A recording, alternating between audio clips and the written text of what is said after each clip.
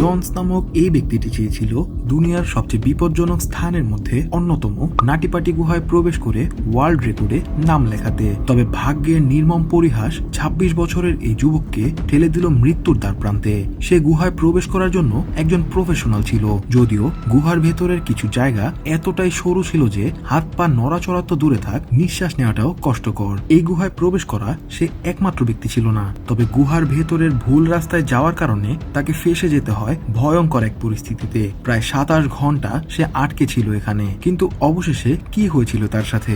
২৭ ঘন্টা দম বন্ধ করা এই পরিস্থিতিতে খাবার কিংবা পানি তো দূরে থাক, এক বিন্দু পরিমাণ নড়াচড়াও করতে পারেনি সে। এমনকি তার অক্সিজেন সংকটেও ভুগতে হয়েছে। তবে এত কিছুর পরেও কি শেষ রক্ষা হয়েছিল, নাকি তাকে শেষ নিঃশ্বাস ত্যাগ করতে হয় এই গুহার ভেতরেই? এগুলো জানতে হলে চোখ রাখুন সম্পূর্ণ ভিডিওতে। যুক্তরাষ্ট্রের ইউটা রাজ্যের সল্ট লেকের পাশে অবস্থিত রহস্যময় সরু এই গুহাটি নাটিপাটি কেভ নামে পরিচিত। ১৯৬০ সালে ডেল গ্রেন নামক জনৈক ব্যক্তি সর্বপ্রথম এই গুহাটি আবিষ্কার করেন, আর তখন থেকে এই গুহাটি কুখ্যাতি অর্জন করেছে অতি সংকীর্ণ এবং বিপজ্জনক পথগুলোর জন্য। তবে অ্যাডভেঞ্চার এবং কৌতূহলপ্রিয় মানুষদের জন্য এই গুহা অনেক জনপ্রিয় এবং আলোচনার কেন্দ্রবিন্দু ছিল।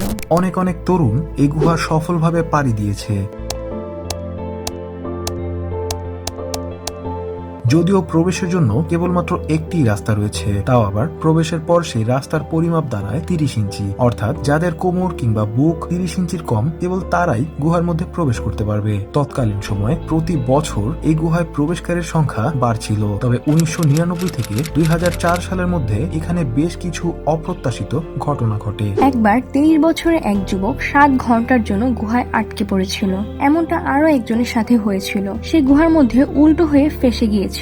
তাছাড়া গুহার ভিতর বিভিন্ন অসুবিধায় পড়তে হয়েছে অনেককেই। ফলে গুহার ভিতর সেফটি ইস্যু নিয়ে অনেক সমালোচনা শুরু হয়ে যায়। আর তাই ২০০৬ সালে এই কেভটি সিল করে দেওয়া হয়। সে সময় প্রফেশনাল কেভার্সরা এই ব্যাপারে অনেক ক্ষোভ প্রকাশ করেন। তারা বলেন, যদি গুহা বন্ধই করতে হয় তবে তাদের জন্য করা উচিত যাদের কেভিং এর কোনো এক্সপিরিয়েন্স নেই, কেননা সচরাচর তারাই এখানে এসে বিপাকে পড়েন। প্রফেশনাল কেভারদের ক্ষোভ, সমালোচনা এবং অথরিটিকে অনেক আবেদনের পরে ফাইনালি ২০০৭ সালে আবারও এই কেভটি খুলে দেওয়া হয়। তবে এবারে এই কেভ জনসাধারণের জন্য উন্মুক্ত ছিল না। নাটিপাটি কেভিং এর জন্য ম্যানেজমেন্ট গঠন করা হয়। এবারে শুধু তাদেরই যেতে দেওয়া হচ্ছিল যারা কেভিং এ বেশ দক্ষ ও পারদর্শী এবং যাদের প্রফেশনাল কেভিং ইকুইপমেন্ট রয়েছে। তাও আবার ২১ দিন আগে থেকে কেভিং পারমিটের জন্য অ্যাপ্লাই করতে হবে। তখন কেভিং পারমিশনের জন্য জন এবং যশ নামক দুই ভাই অ্যাপ্লাই করেছিল। ২৪ নভেম্বর ২০০৯ সালে জন তার ভাই এবং তাদের টিম সহ কেভের ভিতরে প্রবেশ করে। প্রায় ১ ঘন্টা তারা কেভিং করার পরে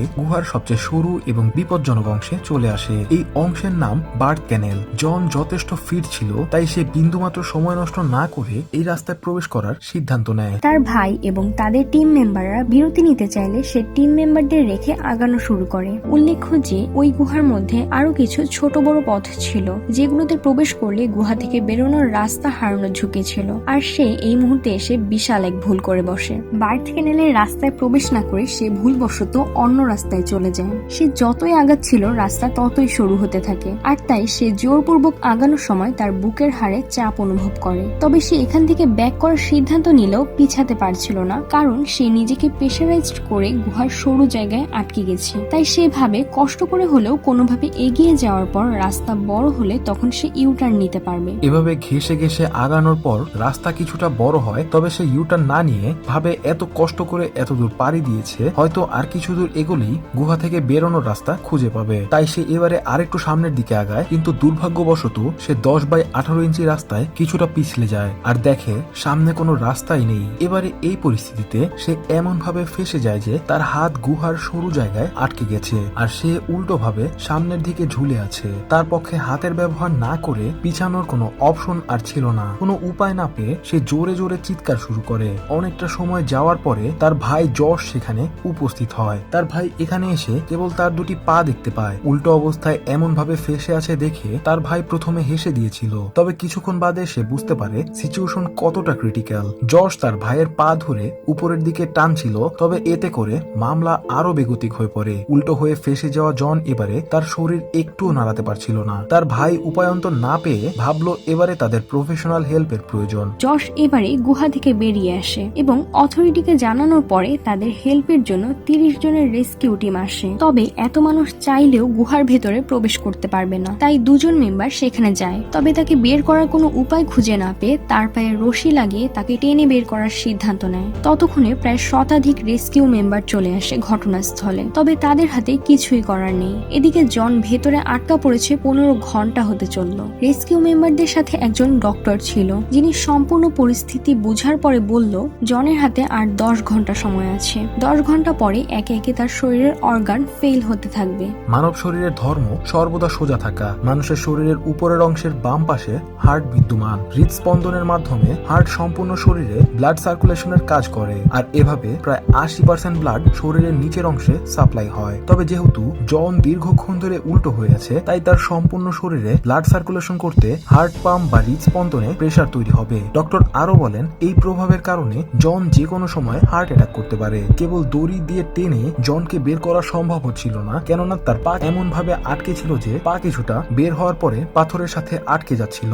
দেখতে দেখতে 19 ঘন্টা কেটে গেল। তার হাতে আর মাত্র 5 থেকে 6 ঘন্টা সময় আছে। 19 ঘন্টা খাবার বা পানি না খেয়ে এবং অক্সিজেন লেভেল কম হওয়ায় তার শরীর একেবারে দুর্বল হয়ে পড়েছে। তবে তাকে বের করে আনার জন্য যে তার বেঁচে থাকার মনোবলটাও জরুরি, আর তাই রেস্কিউ মেম্বার কেভের ভেতরে 2-ওয়ে কমিউনিকেশন নিয়ে তার ওয়াইফের সাথে যোগাযোগের ব্যবস্থা করে দেয়। আপনজনের আওয়াজ কানে যেতেই তার মধ্যে কিছুটা চঞ্চলতা দেখা গেল। তাই এবারে ভালোভাবে প্রস্তুতি নিয়ে দড়ি এবং রেস্কিউ সদস্য একসাথে চেষ্টা করে তাকে বেশ কিছুটা উপরে উঠিয়ে আনে। জন একটু আশার আলো দেখছিল। তবে সেদিন দুর্ভাগ্য যেন তার পিছু ছাড়তে চাইল না। রশির হুক খুলে গেল এবং জন ছিটকে গিয়ে আবারও আগের জায়গায় আটকে রইল।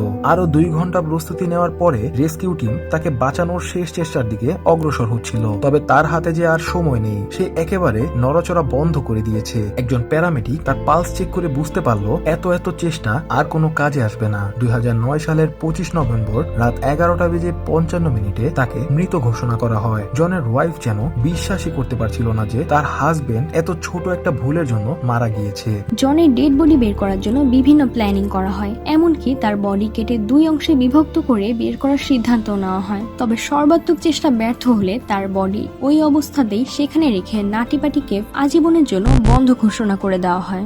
আজও পর্যন্ত জনের ডেড বডির পজিশন কেভ এক্সপ্লোরারদের সতর্ক বার্তা দিয়ে যাচ্ছে, আর নাটিপাটি গুহার প্রবেশ অংশে জনের জন্ম এবং মৃত্যুর বর্ণনা খোদাই করে দেওয়া হয়েছে। শেষমেশ বলতে চাই, প্রফেশনালিটি বা অভিজ্ঞতা যতই থাকুক না কেন, টিম ওয়ার্ক অর্থাৎ একতাই বল। আশা করছি ভিডিওটা শেয়ার করবেন, যেন জনের একটা ভুল কিভাবে তাকে মৃত্যুর দুয়ারে ঠেলে দিল এই স্টোরিটা সবাই জানতে পারে। এছাড়াও পৃথিবীর মধ্যে অবস্থিত মৃত্যুকূপ যেখান থেকে বেঁচে ফেরা দুষ্কর তা জানতে হলে দেখে নিতে পারেন আমাদের এই ভিডিওটা।